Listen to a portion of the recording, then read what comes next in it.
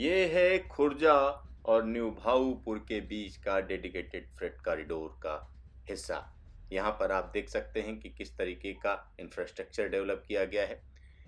इस ट्रैक की सबसे बड़ी खासियत है कि इसमें कहीं पर भी लेवल क्रॉसिंग नहीं है। किसी को भी क्रॉस करना है या तो आप इस ट्रैक के ऊपर से जाएंगे या नीचे से जाएंगे, दोनों चीजें यहाँ पर दिख रही हैं। तो इस तरीके का ट्रैक बनाया गया है और पास में ही भारतीय रेलवे का ट्रैक है।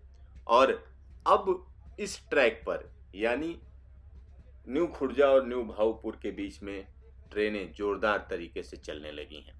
यहाँ पर हम आपको दिखा रहे हैं कि किस तरीके से रेल फ्लाईओवर के ऊपर से एक लॉन्ग हॉल ट्रेन निकल रही है। तो देखिए किस तरीके से ये ट्रेन, जिसमें दो दो इंजन लगे हुए हैं, वो देखिए किस तरीके से निकल रही है।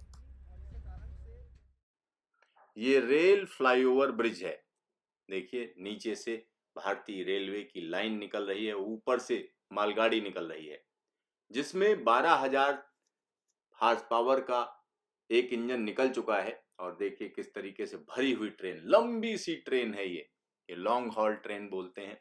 और इस तरीके की ट्रेनें एक स्पीड में भागती हुई चली जा रही हैं। यहाँ पर अगर हम स्पीड की बात करें तो यहाँ जो डेडिकेटेड फ्रेट कॉरिडोर के लोगों ने स्पीड बताई है वो हम कह सकते हैं 75 किलोमीटर प्रति घंटे की रफ्तार से इस रेल फ्लाईओवर के ऊपर से ये ट्रेन निकल रही है। देखिए दूसरा इंजन भी इसमें लगा हुआ है, यानी 12,000 हार्स पावर के दो इंजन लगाए गए हैं। आप समझ सकते हैं कि किस तरीके से लंबी लंबी गाड़ियां इससे खींची जा रही हैं। तो ये एक बड़ा आम दृश्य हो चुका है इस डेडिकेटेड फ्रेट कॉरिडोर के सेक्शन पर। यह ईस्टर्न डेडिकेटेड फ्रेट कॉरिडोर है जिस पर इस तरीके की लंबी लंबी ट्रेनें चल रही हैं। और न्यू खुर्जा से न्यू भाऊपुर के बीच में एक 351 किलोमीटर लंबा सेक्शन जो है खोला गया है। और दूसरी तरफ देखिए, ये वेस्टर्न डेडिकेटेड फ्रेट कॉरिडोर का इलाका है और यहाँ पर भी एक सेक्शन ओपन किया गया है रेवाड़ी से मदार के बीच में। लेकिन यहाँ लोगों की आदत क्या है कि वो ट्रैक के ऊपर ही चलने की आदत है, यानी नया ट्रैक बना हुआ है तो उसे किनारे किनारे चल देते हैं। तो इससे लोगों को आगाह करने के लिए कि अब इसमें ट्रेनें चल रही हैं और हाई स्पीड ट्रेनें चल रही हैं। और खास बात यह है कि ये ट्रेनें इतना ज्यादा माल लेकर निकल रही हैं, लिहाजा ये रुक नहीं सकेंगी। तो यहाँ पर नुक्कड़ नाटक आयोजित किए जा रहे हैं जिससे लोगों में जागरूकता पैदा की जा सके। और ये देखिए, ये हम फिर आपको ईस्टर्न डेडिकेटेड फ्रेट कॉरिडोर दिखा रहे हैं और इसको इसलिए बार बार हम आपको दिखा रहे हैं जिससे आप समझ सकें ये किस तरीके का इंफ्रास्ट्रक्चर है, ये सामान्य नहीं है। तो आने वाले दिनों में जो मालगाड़ियां हैं, अभी तो एक छोटा सा सेक्शन ओपन हुआ है। हालांकि ये अगर हम ईस्टर्न डेडिकेटेड फ्रेट कॉरिडोर की बात करें तो 350 किलोमीटर से ज़्यादा लंबा सेक्शन ओपन हुआ है। न्यू खुर्जा अलीगढ़ के पास में है, तो वहीं न्यू भाऊपुर कानपुर के पास में है और उसके आगे काम बड़ी तेजी से चल रहा है। और उम्मीद की जा रही है कि जून 2022 तक एक बड़ा सेक्शन, जिसमें हम कह सकते हैं कि सीधा सीधा लुधियाना से चलेगा ईस्टर्न डेडिकेटेड फ्रेट कॉरिडोर और दानकुनी तक जाएगा। यानी एक टारगेट दिया गया है कि जून 2022 तक इसको कंप्लीट कर लिया जाए और काम बड़ी तेजी से चल रहा है।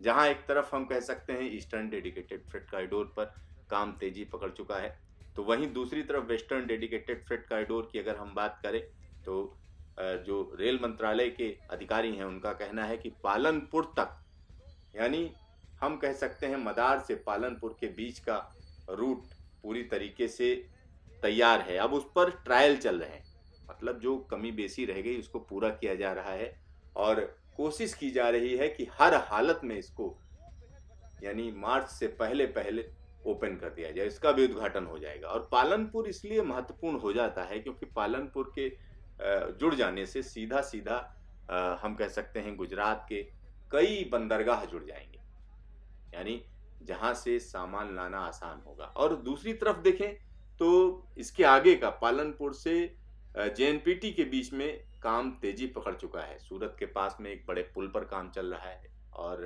कई जगहों पर बहुत तेज काम किया जा रहा है क्योंकि ये पूरी कोशिश की जा रही कि इसको जल्द से जल्द ओपन किया जाए।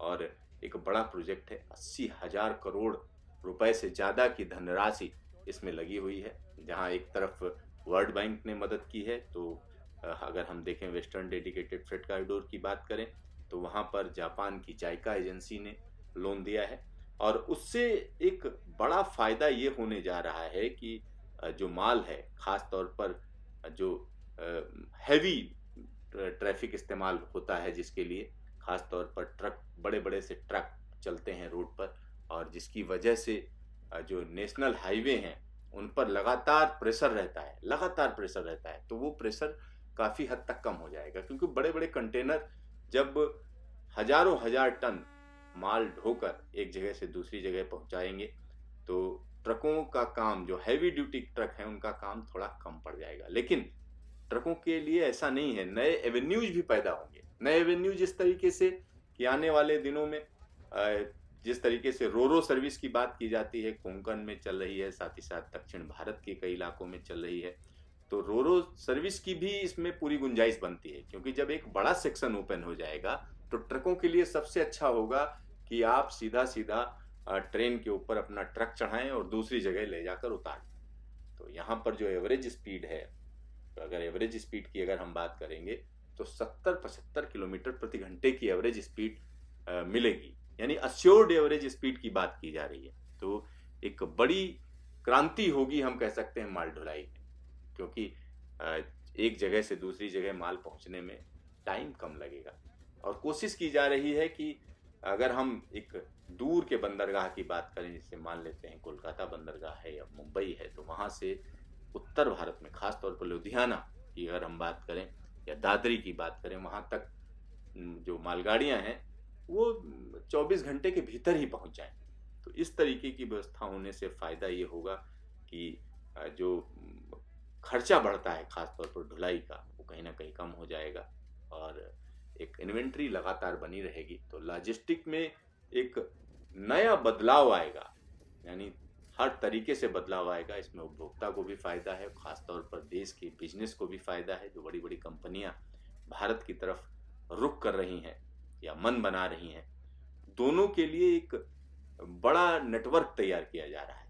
इससे हम कह सकते हैं हिंदुस्तान में रोजगार के नए नए अवसर भी पैदा होंगे और बिजनेस की बात करें तो भारत का जो व्यापार है वो भी बढ़ेगा। तो कुल मिलाकर एक्जिम यानी एक्सपोर्ट इंपोर्ट में भारी बढ़ोतरी होने की संभावना है और सबसे बड़ी बात यह है इसका फायदा जन जन तक जाएगा, ऐसा कहा जा सकता है।